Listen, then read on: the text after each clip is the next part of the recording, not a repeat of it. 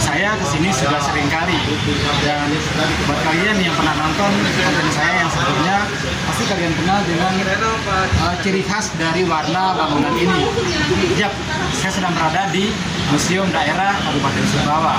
Tapi kali ini saya tidak akan memberi informasi tentang apa saja yang bisa kita lihat di Museum Daerah Sumbawa ini, tetapi saya akan mengulas tentang sejarah bangunannya. Sejak kapan dibangun bangunan ini, dan bangunan ini dijadikan sebagai bangunan apa awal pertama kali dibangunnya. Oke teman-teman, ikuti terus perjalanan saya kali ini. Jangan lupa dukung perkembangan channel ini dengan cara subscribe, komen, like, dan share. Gedung Museum Kabupaten Sumbawa merupakan saksi sejarah yang masih dapat kita lihat hingga kini. Gedung ini dulunya difungsikan sebagai gedung kontroler Belanda. Setelah dijadikan sebagai gedung kontroler Belanda, gedung ini difungsikan sebagai gedung Dewan Perwakilan Rakyat Daerah Kabupaten Sumbawa. Setelah pusat pelayanan Dewan Perwakilan Rakyat Daerah Kabupaten Sumbawa lokasinya dipindahkan, gedung ini difungsikan sebagai UPT Museum Kabupaten Sumbawa. Nah, ini kita sedang berada di Museum Daerah Kabupaten Sumbawa. Museum ini merupakan bangunan bersejarah ya, karena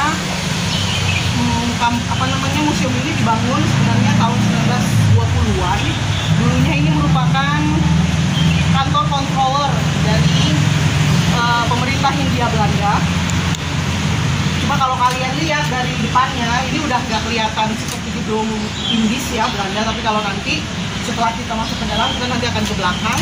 Nah, bagian belakangnya itu masih tersisa bentuk asli bangunannya.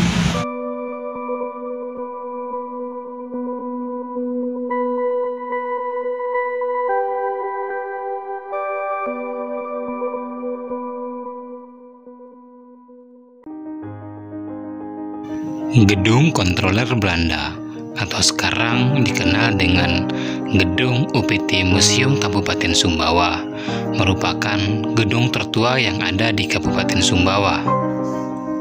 Gedung ini sudah berada 30 tahun sebelum pembangunan Istana Bala Putih. Gedung ini dibangun pada tahun 1903 dan selesai pada tahun 1905.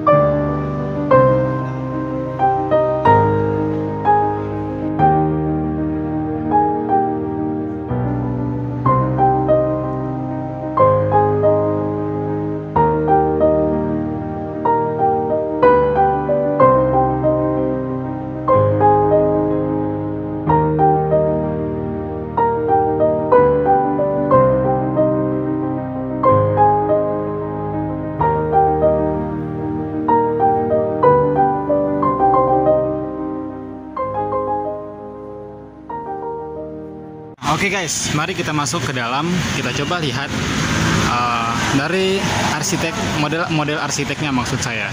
Oke, pertama kita masuk, di sini ada patung ya. Tetapi kalian mungkin sudah bosan melihat patung ini, tetapi saya akan lebih condong untuk melihat model arsiteknya, teman-teman. Nah, dari model plafonnya saya ini kayaknya sudah direnovasi, tetapi coba kita lihat model dari lantainya, teman-teman. Nah, oke, ini lantainya menggunakan model lantai zaman dulu ya, teman-teman. Kalau di Jogja, ini kita masih tegel seperti ini, keramik seperti ini itu disebut tegel kunci. Kalau di Jogja, dan kalau di Jogja sih masih ada yang bikin sampai sekarang dengan kualitas yang hampir sama. Nah, Lantainya sudah berapa kali direnovasi, Mbak? lantai Yang Ya. mana? lantai ini masih asli. Masih asli, Belum pernah direnovasi ya. Jadi seperti ini ruangan pertamanya, teman-teman. Ini lantainya katanya tadi lantainya masih menggunakan lantai zaman dulu dan belum pernah direnovasi. Oke, kita lanjut masuk ke ruangan berikutnya. Bangunan Inggris biasanya kekhasan dari rumah yang bergaya arsitektur Eropa tropis gitu ya, atau bangunan Inggris gitu, itu pintunya itu selalu besar ya, dan itu dia modelnya tuh agak kreatif. Ini kayaknya kamar mandi ya. Iya. Nah, kamar mandinya masih lama.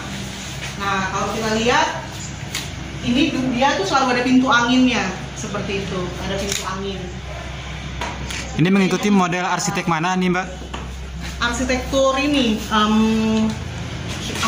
Hindia Belanda. Kalau arsitektur Hindia Belanda itu tuh dia arsitektur Eropa yang disesuaikan dengan suhu atau alam tropis gitu, sehingga rumah-rumah rumah-rumah yang bergaya Belanda di Indonesia itu selalu punya pintu yang besar, terus kemudian jendela yang besar dengan formasi biasanya 2 lapis. Ini tuh yang pintu angin kayak gitu. Nah, sedangkan ini yang menjadi pintu utama, dan selalu ada ventilasi. Nah, ventilasi ini yang jadi kekhasan dari gedung ini, gitu ya. Jadi ini semua terbuat dari besi. Kayaknya ada satu yang hilang ya. Tapi ini tuh Ventilasinya berarti ini masih asli ya? masih asli. Kalau misalnya saya memang belum pernah pegang sih karena tinggi ya, dan kita nggak ada tangga buat pegang. Tapi kalau dilihat itu besinya tebal dan itu kemungkinan berat, besi lama itu. Jadi, nah model bangunannya itu juga seperti ini. Kalau kalian mau lihat lagi, langit-langitnya seperti itu. Jadi agak kayak semacam bahannya itu mungkin seperti seng ya, tapi itu yang tipis kayak gitu. Nah, terus dengan tinggi bangunan yang dia itu lebih dari Tinggi bangunan 4 meter ya? tinggi bangunan mungkin rata-rata 4 meter mungkin atau lebih, karena orang bule itu kan tinggi ya. Terus mereka itu kalau misalnya di dalam ruangan, apalagi di daerah tropis itu kan sering kepanasan. Nah, jadi makanya ventilasi itu dibuat selalu terbuka kayak gini. Terus juga dengan daun pintu yang juga krepiak kayak gini. Kalau orang Jawa sih bilang krepiak ya. Nah, jadi kayak gini loh. Modelnya tuh seperti set gitu loh, garis-garis. Garis-garis ini ya. Ya. Nah, seperti Krepiak. itu. Nah, ini kan juga model engsel ya. Apa sih namanya, engsel ya, bukan? Ya, engsel betul. Lama kan, kayak Lama. gitu. Nah, kalau di Jawa, di Jogja masih ada tuh tempat-tempat barang bekas gitu yang bisa kita buat gitu ya, atau bisa kita mereka ulang kayak gitu. Tapi kalau di sini udah nggak tahu, karena lebih sering ganti model kan, ganti model ya udah yang tua dibuang. Ada sebenarnya yang tua itu punya sejarah yang menunjukkan zamannya kayak gitu. Berarti bangunan ini Belanda yang bangun ya? Bisa jadi, karena ini kantor controller pemerintah Hindia Belanda. Nah, controller itu tuh posisi semacam perwakilan di kelas perwakilan di tingkat Kesultanan Sumbawa seperti itu. Karena ada residen Timor itu di Kupang, lalu kemudian ada asisten residen itu tuh di Bima. Ya. Nah, kemudian di Bima itu juga punya controller, sama di Sumbawa punya controller. Tahun berapa Belanda menginjakkan kaki di Sumbawa, Mbak? Aduh, kalau itu harus buka buku tuh kalau menginjakkan kaki ya. Tapi maksud saya sebenarnya tuh bisa dibilang nggak bisa kita bilang ini sih menginjakkan kaki dalam arti terjajah itu enggak gitu kan, karena kan sini nggak ada penjajahan ya. Ya. Nah, tapi tahun 1920-an gedung ini sudah ada. Seperti itu. Jadi mungkin sebelum itu sudah ada. Nah, ini sih mungkin ruangan koleksinya itu ruangan koleksi pengantin kalau kita lihat ya. Sama ya. Kalian udah familiar lah ya dengan dekorasi dan baju pengantin kan. Nah, makanya kalian fokus ke bangunan, oke? Karena kita sedang akan membuat apa nih? Nah teman-teman, jadi kita sudah berada di lokasi ruangan kedua dan sekarang kita ke lantai ketiga. Tapi dari tahun yang sama. Nah ini ornamen dalam loka. Ornamen dalam loka ini buat yang dapat gedung dalam bangunan dalam loka, di sana dalam loka, silakan perhatikan. Ya, yang ini bala kuning, Mas Faisal. Siap. Tuh penasaran sama bala kuning? Silakan, itu mungkin bisa dilihat. Oh itu singgah-sana. Nah ini ruang singgah-sana dan lain-lain.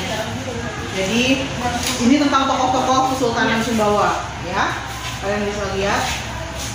Karena nanti berkaitan kok nanti antara tokoh-tokoh ini. Sultan Muhammad Jalaluddin III itu beliau yang bertahta di dalam loka. Sultan Muhammad Taharuddin III beliau bertahta di Istana Bala Putih. Lalu kemudian yang Bala Daturanga ini dua orang ini yang dari Bala Daturanga, ya, Perdana Menteri. Nah terus yang ini Sultan Taharuddin IV, ini Sultan kita yang sekarang, ya, yang dinobatkan tahun 2011 kemarin. Nah yang ini camat-camat di masa lalu. Nah ini silsilah Kesultanan. Ini sebenarnya agak sama dengan yang di dalam loka. Kita rasa, jadi nggak ada yang senyum, karena semua kaget, oke? Mungkin seperti itu. Bu kalau lampunya pasti? Lampu ini saya kurang tahu. Mungkin nanti bisa ditanya sama ini ya, tugasnya.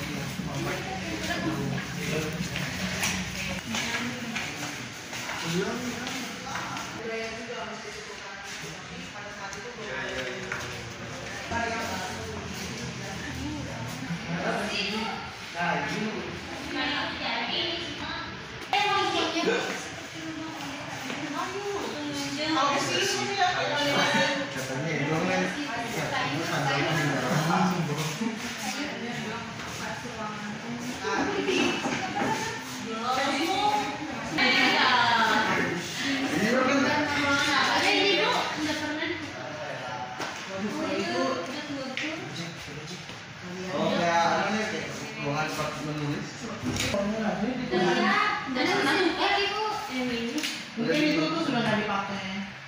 Tapi ini tetap sama. Ini masih bagiannya pengunci zaman dulu. Zaman dulu. Nah ini ciri khas dari bangunan zaman dulu memang kayak gitu. Dari seperti itu. 40 tahun bahkan 100 tahun ya. Kantor kontrol beranda ini tuh paling punya banyak fungsi dia setelah menjadi kantor controller. Jadi setelah kekuasaan Belanda itu kan sampai tahun 1942 ya, ketika Jepang masuk itu kan sempat ada pergantian kekuasaan sebentar. Baru terus kemudian tahun 45 Indonesia memproklamirkan kemerdekaan kan, Soekarno di Jawa. Tapi di beberapa daerah selain di Jawa itu tuh ada beberapa yang masih kesultanan seperti itu, sehingga perwakilan Belandanya itu masih kayak gitu. Nah sehingga tahun 1950-an bangunan ini menjadi bangunan untuk pemerintah daerah pulau. Nah pemerintah daerah pulau itu tuh di mana kekuasaan Kesultanan Sumbawa itu tuh ketika dia bertransisi gitu ya, nggak lagi benar-benar kesultanan absolut seperti dulu, tapi mungkin dia melihat formasi baru gitu ya, sehingga pemerintah daerah pulau itu dia bersama dua kesultanan lain, Kesultanan Bima dan Kesultanan Bengku, itu kantornya tempat koordinasi di sini dipimpin oleh Daturanga kayak gitu. Nah karena pada saat itu Sultan Sumbawa sedang berada di Makassar sebagai ketua Parlemen Negara Indonesia Timur di Makassar seperti itu. Jadi ini banyak sekali berganti menjadi beberapa tempat lain pemerintah daerah pulau ketika sudah bergabung dengan NKRI. Ini sempat juga menjadi kantor bupati, baru setelah itu menjadi kantor DPRD. Nah dan sekarang menjadi museum seperti itu. Jadi bangunan ini punya banyak sekali fungsi dan cerita sebenarnya. Tahun berapa bangunan ini ditetapkan sebagai museum? Museum itu kalau nggak salah itu tahun saya kurang tahu, nanti tanya ke petugas ya kalau ditetapkan sebagai museum. Tapi tahun 90-an itu tuh dia itu masih menjadi kantor DPRD kalau nggak salah, sebelum kantor DPRD yang baru itu jadi ya. Nah, sehingga pada saat ini menjadi kantor DPRD mulailah ini dipasang. Yang coklat-coklat ini tuh kayaknya baru itu ketika masa jadi kantor DPRD. Berikut juga arsitektur dasarnya itu dikembangkan dan diubah sehingga agak berbeda, bukan berbeda, sangat berbeda dengan arsitektur aslinya yang dia berbentuk kotak gitu. Nah, kalau kayak orang main apa sih itu tekenjel itu yang begini. Nah, jadi ini teras depan, ini teras samping, kemudian di sini dapur di bagian belakang. Itu bisa kita lihat nanti di video.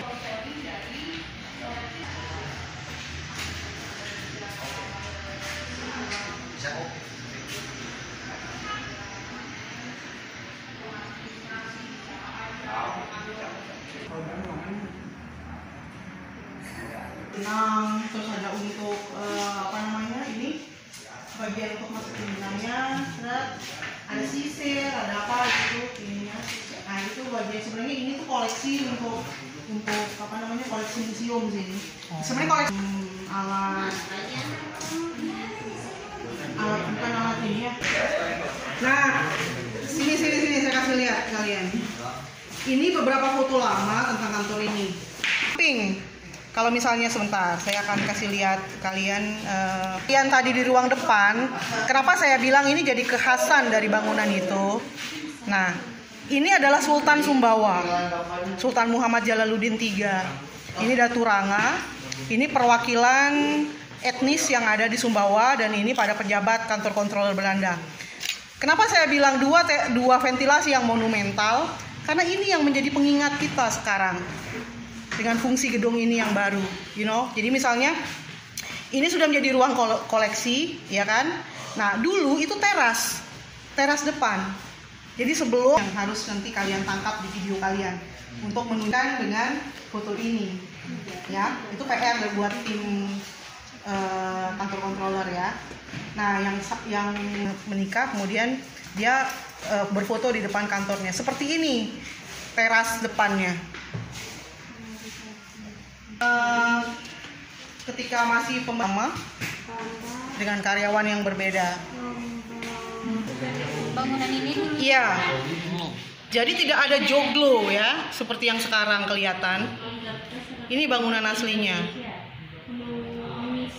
Dua teras samping. Jadi ada 3 teras. Seperti ini bangunan ini tempo dulu. Nah, jadi ketika direnovasi itu pas jadi kantor DPR. Makanya bangunannya menjadi seperti joglo dengan tiang berbeda seperti ini.